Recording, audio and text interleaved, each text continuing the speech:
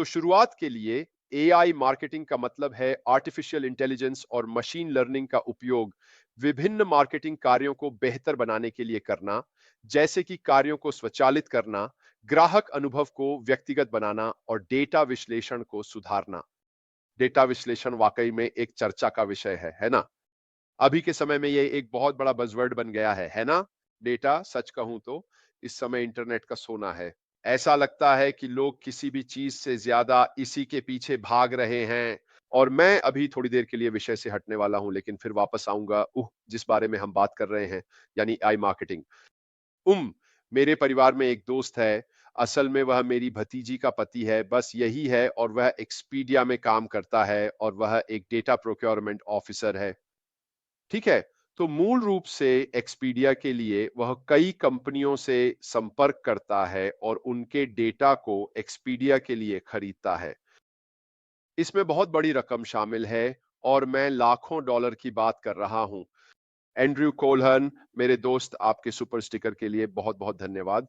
आइए आपको रोशनी में दिखाते हैं। तो डेटा, जैसा कि मैंने कहा, ये नया इंटरनेट गोल्ड है और लोग किसी भी चीज से ज्यादा इसी के पीछे हैं। और अगर आप उस मार्केट प्लेस में हैं और आपके पास डेटा तक पहुंच है, तो यह निश्चित रूप से आपके लिए एक और आय का स्रोत है। अब यहीं पर यह बहुत दिलचस्प हो जाता है। हमारे सीईओ ऐश मुफारेह ने हमेशा कहा है कि ऑन पैसिव के पास जो डेटा है, और मुझे पूरा यकीन है कि आगे के अगले चरण में भी यही स्थिति रहेगी, वह कभी भी बिक्री के लिए नहीं होगा। इसका मतलब है कि हमारे क्रेडेंशियल्स जब तक कि किसी कारणवश हैक ना हो जाएं या चोरी ना हो जाएं या किसी भी वजह से, उन्हें कभी भी कंपनी द्वारा बेचा नहीं जाएगा। ये हम सभी के लिए शानदार खबर है। इसका मतलब है कि यह समीकरण का हिस्सा नहीं है। वे इसे इस वजह से नहीं कर रहे हैं। आपने कई शेल कंपनियां देखी होंगी जिन्हें केवल लोगों की जानकारी और साथ ही पैसे प्राप्त करने के लिए स्थापित किया गया है, ताकि उनके पास न केवल वह मौद्रिक मूल्य हो जो लोग उन्हें देते हैं, बल्कि उससे भी अधिक महत्वपूर्ण, उनके पास वह डेटा होता है जिसे वे फिर एक्सपीडिया जैसी कंपनियों और कई अन्य लोगों को बहुत अधिक पैसे में बेच सकते हैं। तो इस समय डेटा बहुत बड़ा है। अब वापस चलते हैं एआई मार्केटिंग पर। यह कई तरह की तकनीकों और अनुप्रयोगों को शामिल करता है जिनका उद्देश्य मार्केटिंग अभियानों में दक्षता, प्रभावशीलता और लाभप्रदता को बढ़ाना है। अब हमने कल विस्तार से बात की थी कि आप किस प्रकार की मार्केटिंग करने जा रहे हैं, न केवल कॉरपोरेट दृष्टिकोण से बल्कि आपके व्यवसाय के दृष्टिकोण से भी। और मुझे लगा, मुझे उम्मीद है कि आपने यह सोचना शुरू कर दिया होगा कि आप अपने खुद के व्यवसाय की मार्केटिंग कैसे शुरू करने वाले हैं। स्पष्ट है कि हमने अभी तक यह नहीं देखा है कि अगला चरण हमारे लिए मार्केटिंग के लिहाज से क्या करने वाला है, लेकिन वे हमारे लिए जो भी तैयार करें, मुझे सच में लगता है कि जो 6 मार्केटिंग रणनीतियां मैंने आपको कल बताई थीं, उनके सुझावों ने आपको इस दिशा में सोचने पर मजबूर कर दिया है कि ठीक है, यह दिलचस्प है, मैं इसे कैसे एकीकृत करूंगा और अगले चरण में आगे बढ़ते हुए अपने लिए इसका उपयोग कैसे करूंगा। अब मैंने आपसे कल कहा था कि मेरी राय में ईमेल मार्केटिंग, जो उन 6 में से एक थी, अब खत्म हो चुकी है और दफन हो चुकी है। वह अब चली गई है और एआई मार्केटिंग ही आगे बढ़ने का रास्ता होगी।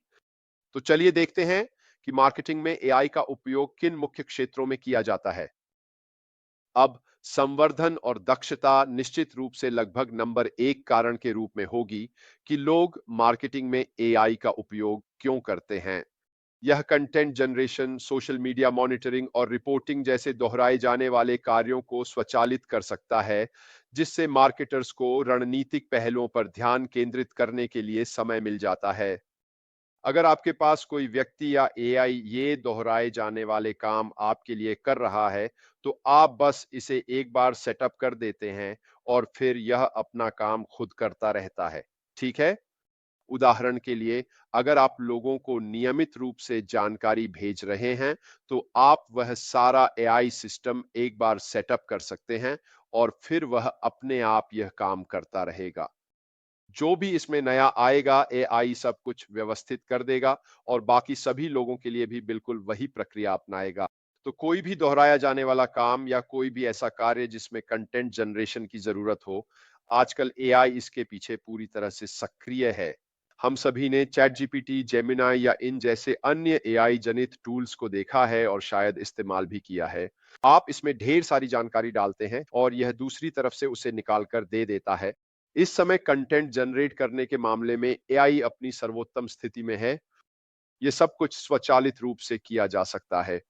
सोशल मीडिया मॉनिटरिंग में भी जो एल्गोरिदम और एनालिटिक्स मिलते हैं, वे अब एआई द्वारा पूरी तरह से किए जा सकते हैं।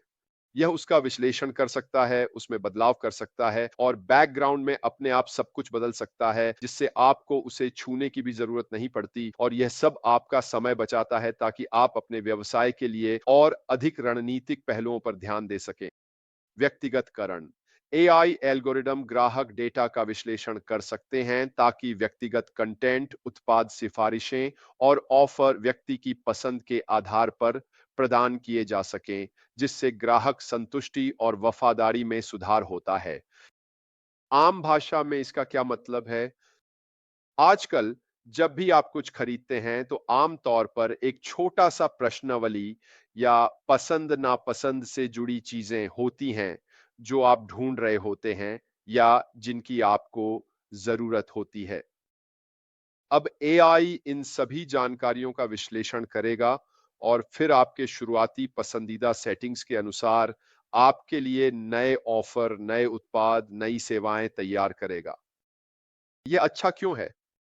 यह इसलिए अच्छा है क्योंकि इसका मतलब है कि आपके लिए जो चीज़ें पेश की जा रही हैं, उनमें आपकी रुचि होने की संभावना ज़्यादा है क्योंकि वे आपके प्रोफ़ाइल और आपकी दी गई पसंद के अनुरूप हैं। बहुत ही समझदारी भरी चीज़ है। और अगर यह भी उस चीज़ का हिस्सा है जो हमें आगे आने वाले अगले चरण में मिलने वाली है, तो निश्चित रूप से यह हमारे लिए एक और ताकत जोड़ता है, खासकर उस एआई के संदर्भ में जो हमारे ग्राहकों के लिए यह काम कर रहा है। इसका मतलब है कि वे हमारे ग्राहकों को उन्हीं की पसंद के आधार पर ऑफर दे सकते हैं और इसका यह भी अर्थ है कि उस व्यक्ति के उस छूट या ऑफर का उपयोग करने की संभावना अधिक है, क्योंकि वह चीज़ उनकी रुचि की है। ये सब कुछ एआई द्वारा अपने आप किया जाता है, ताकि आप अन्य चीज़ों पर ध्यान केंद्रित कर सकें।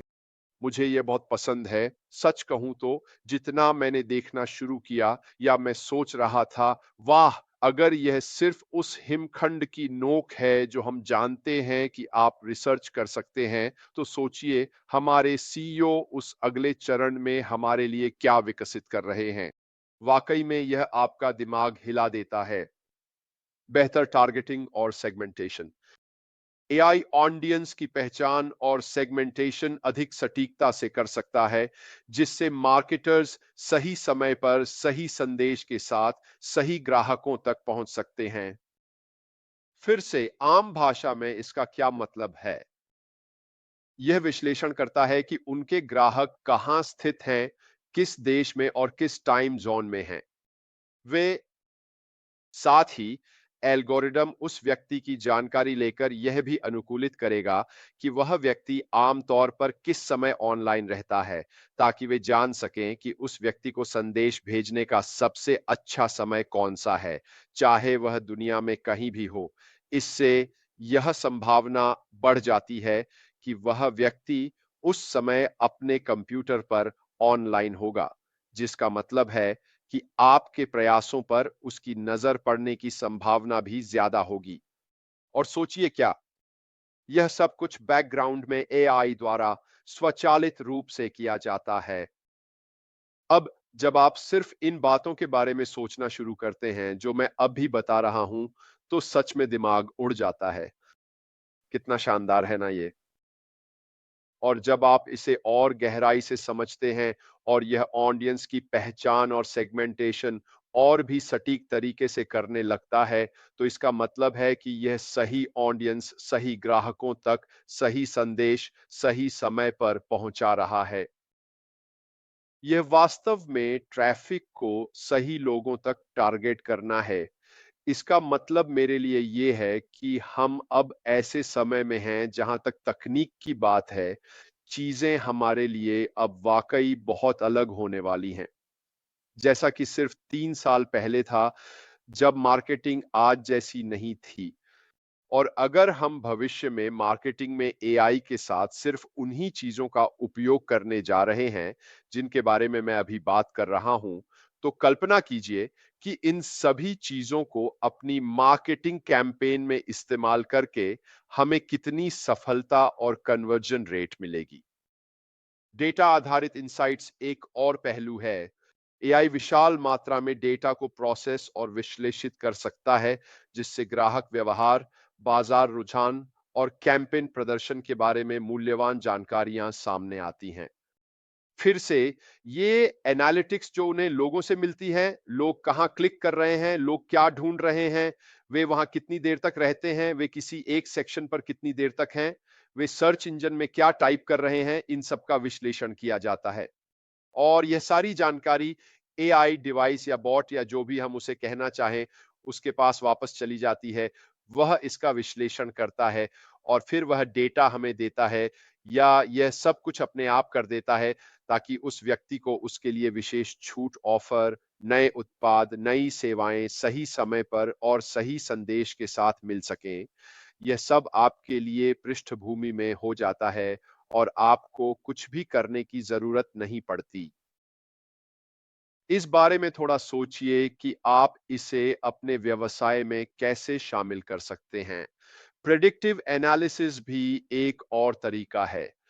एआई भविष्य के ग्राहक व्यवहार और बाजार रुझानों का पूर्वानुमान लगा सकता है, जिससे विपणक अधिक सटीक और प्रभावी योजनाएं बना सकते हैं। आइए इसके बारे में 1 मिनट बात करते हैं। हमने न केवल इस बारे में बात की है कि एआई क्या करने जा रहा है, जहां तक सही लोगों को सही समय पर सही उत्पादों और सही सेवाओं के साथ सही संदेश पहुंचाना है, उस विश्लेषणात्मक डेटा को खुद को वापस देना है, ताकि वह आगे बढ़ने के लिए इसे और भी अधिक अनुकूलित कर सके। इन सब के अलावा यह आपको बताएगा कि ग्राहक कैसे व्यवहार कर रहा है, ग्राहक क्या चाहते हैं, वे क्या चाहते हैं, बाजार के रुझान का वक्र कैसा होगा, और फिर मूल्यवान अंतर्दृष्टि को उजागर करेगा। ठीक है, इस बारे में कि हमें आगे बढ़ने के लिए नए अभियानों के साथ क्या करना है, ये हमें बताएगा। उदाहरण के लिए चलिए इसे लेते हैं और पूरी तरह से समझते हैं। हम चाय के कप बेच रहे हैं और वे ऐसे बिक रहे हैं जैसे हर कोई हमारे चाय के कप पसंद कर रहा है और लगातार खरीद रहा है। और हम इस समय अपने चरम पर हैं और हमारा एआई वापस आकर कहता है, 2 महीने बाद कोई भी और चाय के कप नहीं चाहेगा, वे अब तश्तरियां चाहेंगे। तो आप क्या करेंगे? आप उस एनालिटिक्स की सलाह मानते हैं जो एआई हमें दे रहा है, यानी तश्तरियां जो चाय के कपों के साथ जाएंगी, और फिर आप उन सभी लोगों को तश्तरियों का विज्ञापन करना शुरू कर देते हैं जिनके पास पहले से ही चाय के कप हैं। बिल्कुल। जैसे ही ग्राफ नीचे आना शुरू होता है, उससे पहले ही आप अगला ट्रेंड क्या होने वाला है, उसे आगे बढ़ा रहे हैं। ग्राहक को यह दिखा रहे हैं कि बाजार कैसे व्यवहार कर रहा है, क्योंकि आपके पास वह डेटा है, ताकि आप एआई से मिली एनालिटिक्स के आधार पर एक और बेहतर अभियान चला सकें।